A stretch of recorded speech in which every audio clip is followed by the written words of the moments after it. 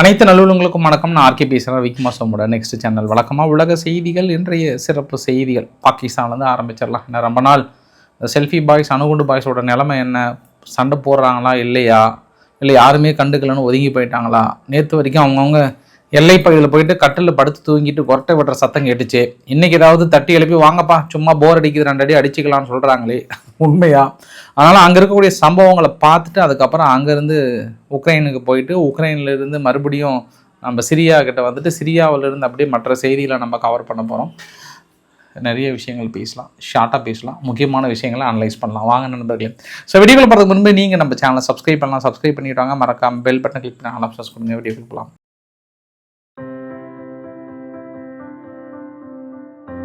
முதல் தகவல் வரைபடத்தோடு போயிடலாம். நம்ம நேராக இறங்க வேண்டிய பகுதி பாகிஸ்தான் ஆப்கானிஸ்தானோட எல்லை பகுதி, செல்ஃபி பாய்ஸ் அணுகுண்டு பாய்ஸோட எல்லை பகுதி. அதே எல்லை பகுதியில் அப்படியே கட்டில் போட்டு தூங்கிட்டு அப்பப்போ போர் அடித்தா சண்டை போட்டுட்ருக்காங்க. ரொம்ப சீரியஸாலாம் இல்லை, ஓரளவுக்கு அப்பப்போ இவங்க 2 பேரும் எப்பா இன்றைக்கி 4 அடி அடி, அவங்க 4 அடி அப்படின்ற மாதிரி வந்து சொல்லியிருக்காங்க.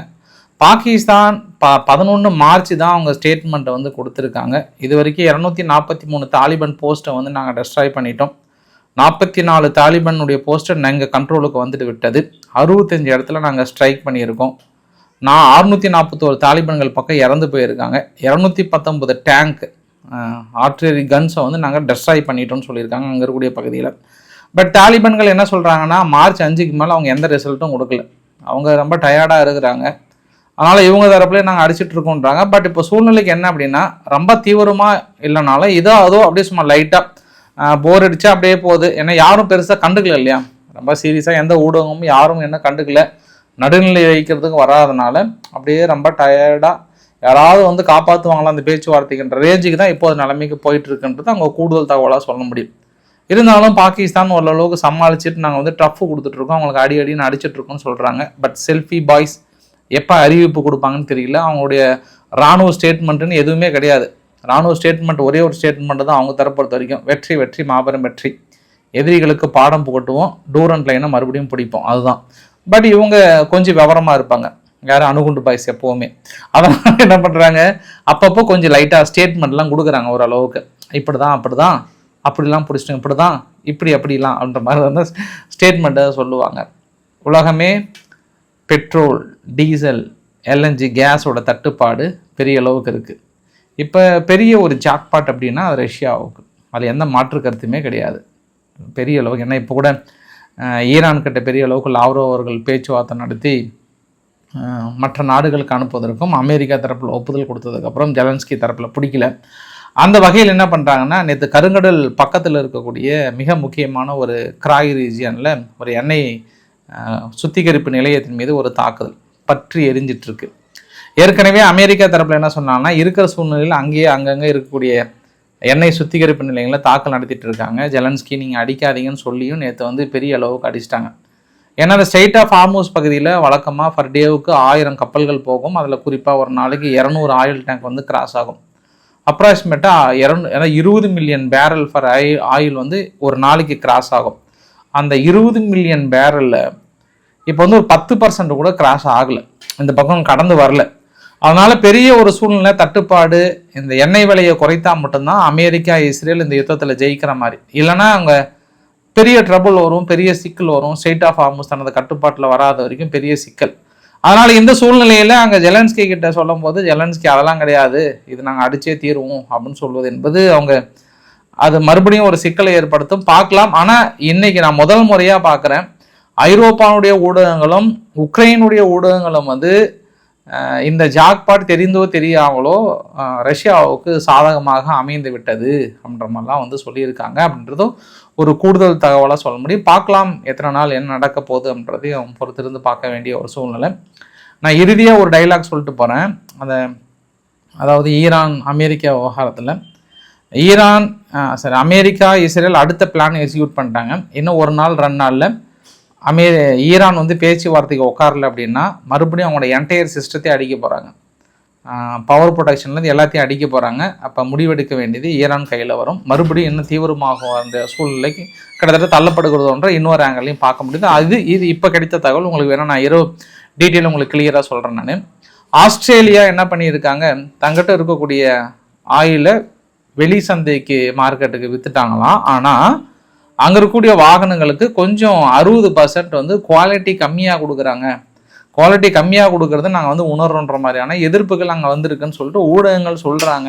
அதனால் அல்பனீஸ் அவர்களுக்கு ஒரு சிக்கல்ன்றாங்க. இருக்கிற சூழ்நிலை இப்போ அந்த ஆயில் கூட கிடைக்காம இருக்கேன்னு ஒரு ஏக்கம் வந்து இருக்கா இல்லையா எல்லா நாட்டிலையும். இங்கே நம்ம மக்கள் வாட்டர் கேன்லையா பிடிச்சிட்டு போயிட்டு இருக்காங்க. ஆனால் எனக்கு என்ன ஒரு பயம் அப்படின்னா, இந்த இப்போ இருக்கிற பிளாஸ்டிக்லாம் மைக்ரோ பிளாஸ்டிக் மாதிரி ரொம்ப தின்னாக இருக்குது. பழைய வாட்டர் பாட்டில் மாதிரிலாம் கிடையாது.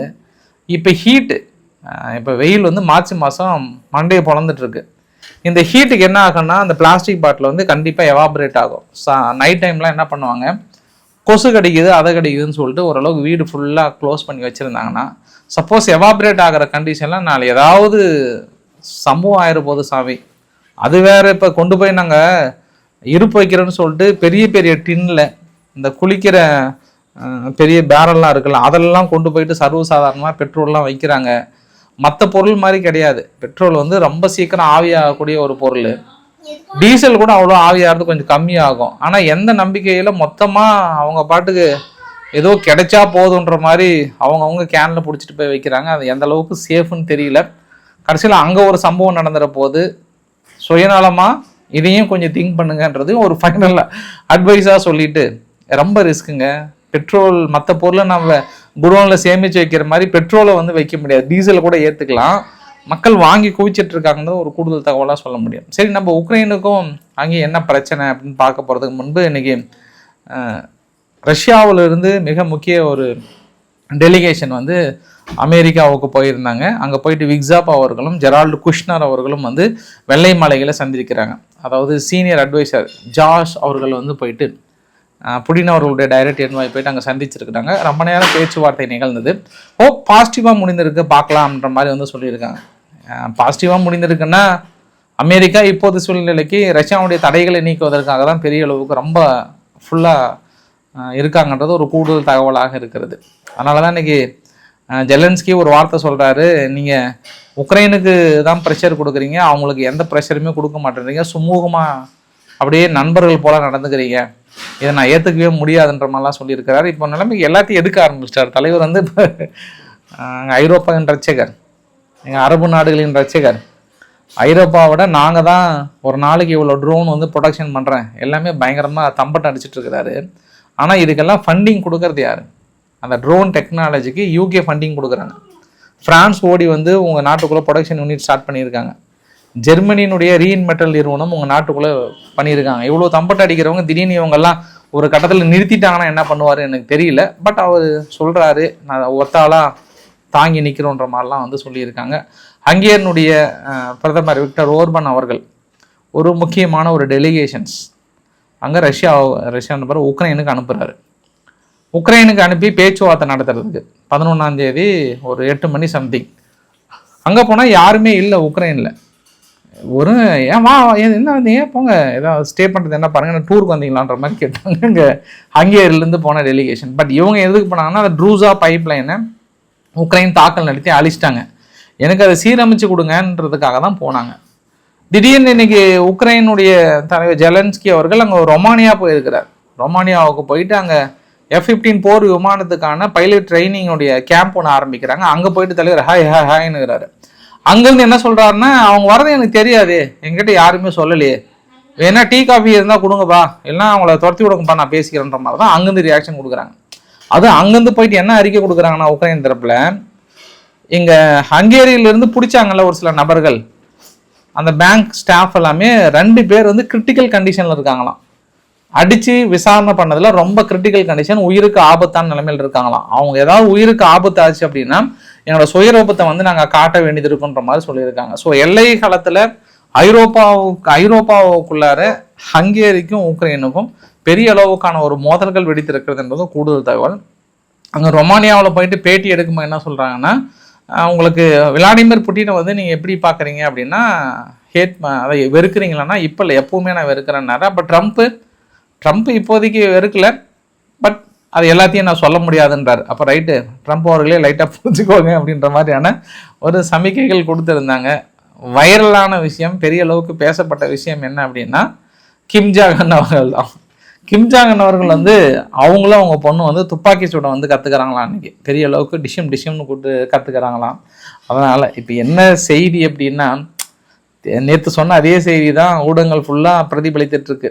தென்கொரியாவில் இருக்கக்கூடிய வான்தடுப்பு சாதனங்களை ஒரு 7 to 8 அமெரிக்கா எடுத்துகிட்டு போனதுனால தலைவன் கிம் ஜாங் உன் அவர்கள் சந்தர்ப்பத்தை பயன்படுத்திடுவாரான்றமான செய்திகள் அங்கே பெரிய அளவுக்கு வந்து கொண்டிருக்கிறது. ஸ்பெயின் நேற்று அரசல் புரசலாக வந்த செய்தி, பர்மனண்ட்டாக இஸ்ரேலில் இருக்கக்கூடிய அம்பாசிடரை நாங்கள் வித்ட்ரா பண்ணுறோம், இனி அவங்களுக்கு எங்களுக்கு ஒட்டும் கிடையாது, உறவும் கிடையாதுன்ற மாதிரியான கடுமையான ஒரு வார்த்தைகளை வந்து பயன்படுத்தியிருக்காங்க ஸ்பெயின். இஸ்ரேலுக்கும் ஸ்பெயினுக்கும் இருக்கக்கூடிய வார்த்தை மோதல்கள் அதிகமாக இருக்கிறது. துருக்கியினுடைய ஃபாரின் மினிஸ்டர் ஆக்கன் ஃபிடன் அவர்கள், ஏன்னா ஜெர்மனியுடைய ஃபாரின் மினிஸ்டர் வட்புல் அவர்கள் வந்து துருக்கி போயிருந்தார் ஒரு 2 நாள் சுற்றுப்பயணமாக. அங்கே போயிட்டு சில பல அக்ரிமெண்ட்லாம் வந்து போடப்பட்டிருக்கிறது. அப்போ இந்த விவகாரத்தை பற்றி கேட்டிருக்காங்க. கூடிய விரைவில் பேச்சுவார்த்தை சுமூகமாக முடியும்னு நினைக்கிறேன். as soon as possible.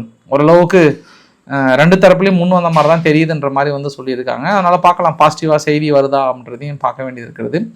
துபாயில் தொடர்ந்து அட்டாக் நடக்கிறதுனால, நிறைய ரெஸ்ட்ரிக்டட் இருக்கிறதுனால, இப்போ ஒரு சில வீடியோ பதிவுலாம் எடுத்து வெளியிட்டாங்கன்னா அவங்களுக்கு சிறை தண்டனை இது மாதிரிலாம் இருக்கிறதுனால, துபாய் வந்து இந்த ஃப்ரீ டேக்ஸ் ட்ரீம் எல்லாம் இருக்குல்ல, நிறைய மக்கள் வந்து துபாய்க்கு போகணுன்றதெல்லாம் வந்து நிறைய இழக்கிறாங்கன்ற மாதிரி வந்து சொன்னாங்க. துபாய் இஸ் ஓவர்லாம் போட்டிருந்தாங்க. துபாய் இஸ் ஓவர் அப்படிலாம் கிடையாது. எல்லாமே சமகால நிகழ்வில் ஒரு சில காலம், அவ்வளோதான். உடனே இதை வைத்து ஒரு நாட்டோட எதிர்காலத்தையே ஓவர் அப்படின்லாம் ப்ரிடிக்ட் பண்ணுறதுலாம் அதெல்லாம் வேஸ்ட். எந்த நாடாக இருந்தாலும், ஈவன்னா ரஷ்யாவை கூட ஈரானை கூட சொல்கிறேன் நான், அவ்வளோ சீக்கிரம் ஓவர் அப்படிலாம் கிடையாது. துபாய் வந்து ராயல் வெல்த்து.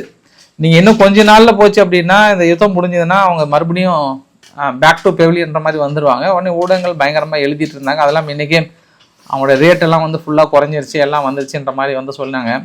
கோவிட்டில் முடக்காத பொருளாதார சூழ்நிலையாக இப்போ முடங்கிடுச்சு சொல்லுங்கள். அதை விட வேறு என்னங்க, கோவிட்டில் இல்லாத பொருளாதார சூழ்நிலை. அப்போல்லாம் வந்து பெட்ரோல் டீசல் வந்து ஸ்டாக் வைக்கக்கூடாதுன்னு 0 பைசாவுக்கெல்லாம் கேட்டாங்க. அதை விட இப்போ என்ன போய் இழந்துட்டாங்க. அதுவும் இப்போலாம் பேரல் வந்து 100 ரூபா 110 ரூபா விற்குது. வந்தாலும் ஓப்பன் பண்ணாலும் 90 ரூபாய்க்கு விற்றுட்டு போயிடுவாங்க. அதனால் ஏன் இப்படி பெருசாக நெகட்டிவாக எழுதுறாங்கன்னு எனக்கு தெரியல. அது பாசிட்டிவாக எடுத்துக்கோங்க. குறிப்பாக கல்ஃப் கண்ட்ரீஸில் நான் சொல்கிறேன் நான். ஏன்னா இந்தியாவில் இருக்கக்கூடிய மக்கள் அதிகமான பேர் எங்கே இருக்காங்கன்னா கல்ஃப் கண்ட்ரீஸில் தான் இருக்காங்க. அதுக்காகவும் நான் பாசிட்டிவாகவும் சொல்கிறேன் நான்.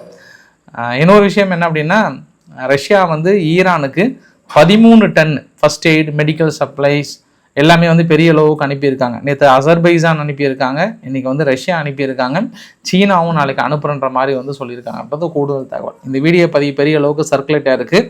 ஹமாஸுக்குள்ளார மறுபடியும் காசாவுக்குள்ளார ஹமாஸ் வந்து ஆயுதங்களை ஏந்தி பெரிய அளவுக்கு ரவுண்ட்ஸில் வந்துட்டு இருக்காங்கன்றது ஒரு கூடுதல் தகவலாக சொல்ல முடியும். அப்போ இவங்க எங்கே பாஸ் ஆயுதங்களை போட்டு சரண்டர் ஆகிறது, இவங்க எங்கே தனது கட்டுக்குள்ளே வந்துட்டாங்க, மறுபடியும் காசாவுக்குள்ளே பழையபடி அமைதி வாழ்க்கை திரும்பிடுமான்ற ஒரு கேள்விக்குறி. ஏன்னா நம்ம ஹெஸ்புல்லாவை பார்த்தோம், ஆயுதங்கள் இல்லை அது இல்லைன்னு பார்த்தா திடீர்னு பெரிய தாக்கல்கள் நிகழ்த்திட்டு இருக்கிறாங்க, பெரிய டஃப் கொடுத்துட்டு இருக்காங்க இஸ்ரேலுக்கு.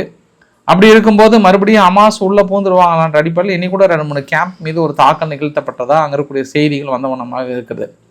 மிக முக்கியமான செய்தி என்னன்னா, நான் எதை ஹமாஸ் விஷயத்தையும் ஹெஸ்புல்லா விஷயத்தையும் சொல்கிறேன் அப்படின்னா, அந்த லெபனானுடைய எல்லை பகுதியில் கொஞ்சம் அதாவது அந்த பழைய சொச்ச செய்தியெல்லாம் கொஞ்சம் இருக்குது. என்னென்னா, இப்போ இருக்கக்கூடிய அகமது அல் சாரா இருக்கிறார் இல்லையா, அவருக்கும் ஹெஸ்புல்லாவுக்கும் ஆகவே ஆகாது. ஏன்னா இவங்களால அவங்க அடித்து ஒழித்து ஒடுக்கப்பட்ட நபர்கள். இவங்க 2 பேரும் எலியும் பூனையுமா இருப்பாங்க, இந்தியா பாகிஸ்தான் மாதிரி அவங்க 2 பேர்த்துக்கும். இப்போ சமீப காலமாக ஹெஸ்புல்லாவை தனது கட்டுக்குள்ளே கொண்டு வர்றதுக்கு சிரியா சந்தர்ப்பமாக பார்க்குது. அது இல்லாமல் அமெரிக்காவுக்கு நம்ம ஒரு கைமாறு உதவி செய்யணும் அப்படின்னா, இப்போ இஸ்ரேலுக்கு லைட்டாக உதவி செய்யணும்னா ஹெஸ்புல்லா மீது அடிக்கிறது தான். அதனால மேபி லெபனானில் எல்லை பகுதியில் பீகா வேலியில் இன்னும் கொஞ்சம் நாளில் படைகள் உள்ளே போகிறதா தகவல்கள் வந்தது. அதாவது அங்கே இருக்கக்கூடிய ஹெஸ்புல்லா மீது தாக்கல் நடத்துறதுக்கான தகவல்கள் அரசல் புரசலாம் வந்தவொடனே இங்கே ஈராக்கில் இருக்கக்கூடிய ரெசிஸ்டன்ஸ் என்ன பண்ணுறாங்கன்னா, அகமது அல் சாரா அவர்களை மிரட்டுறாங்க. அப்படி ஒரு சம்பவம் நடந்துச்சுன்னா எங்கள் குரூப் உங்கள் நாட்டுக்குள்ளே நுழைய ஆரம்பிச்சிடுவோம், கொஞ்சம் கேர்ஃபுல்லாக இருங்க, ஏதோ போனால் போதுன்னு விட்டு வச்சுருக்கிறோம், நீங்கள் அமெரிக்கா பேச்சை கேட்டு இறங்குனீங்க அப்படின்னா அது ரீஜனல் யுத்தமாக மாறும், உங்களை பிரித்து மேய்ஞ்சிடும்னு சொல்லிட்டு இவங்க தரப்பில் எச்சரிக்கை கொடுத்துருக்காங்க. இன்னும் அகமது அல் சாரா அவர்கள் எந்த செய்தியும் வரல. ஆனால் நேற்று இருந்து ஒரு செய்தி என்ன வந்திருக்கிறது என்றால், அகமது அல் சாரானுடைய ஒரு டீம் லெபனானில் பீகா வேல் என்ற இடத்துல ஹெஸ்புல்லாவுக்கு எதிராக இறங்குகிறார்கள் என்ற செய்தி வந்த வண்ணமாக இருக்கிறது. அது இன்னும் ஒரு நாளில் தெரிஞ்சிடும் நம்மளுக்கு. 70% உண்மை தான் நினைக்கிறேன். ஏன்னா ஒரு ஸ்டேட்மெண்ட்லாம் ஒரு சில ஸ்டேட்மெண்ட்லாம் பார்க்க முடியுது. அதை வைத்து நம்ம எப்படின்னு கெஸ் பண்ணலாம். நம்ம இந்தோனேஷியா ரொம்ப நாளைக்கு அப்புறம் இதோ அதான் பேசிட்டே இருந்தாங்க. இன்னைக்கு இறுதியை ஃபைனல் பண்ணிட்டாங்களாம். பிரம்மோஸ் ஏவுகணை டிஃபென்ஸ் மினிஸ்டருடைய ஸ்போக் பர்சன் கன்ஃபார்ம் பண்ணிட்டாங்க. இந்தியா கிட்டேருந்து வாங்குறாங்க. இந்தியாவுடைய BrahMos supersonic cruise missiles ஜாயிண்டாக வந்து ரஷ்யா அண்ட் இந்தியா சேர்ந்து டெவலப் பண்ணக்கூடியது. அங்கே வாங்குறோன்ற மாதிரியான ஒரு அக்ரிமெண்ட்டை வந்து போட்டிருக்கிறாங்க. ஏற்கனவே சொன்ன செய்தி தான் இன்னைக்கு உறுதி அளித்திருக்காங்க. ஏன்னா அதிகமான அளவுக்கான வாங்கியிருக்கிறாங்கன்றது ஒரு கூடுதல் தகவலோட முடிக்கிற இந்த வீடியோ பதிவு பிடிச்சிருந்தா லைக் பண்ணுங்கள், ஃப்ரெண்ட்ஸ்க்கு ஷேர் பண்ணுங்கள், சப்ஸ்கிரைப் பண்ணுங்கள். Ravikumar RK channel. நன்றி, வணக்கம்.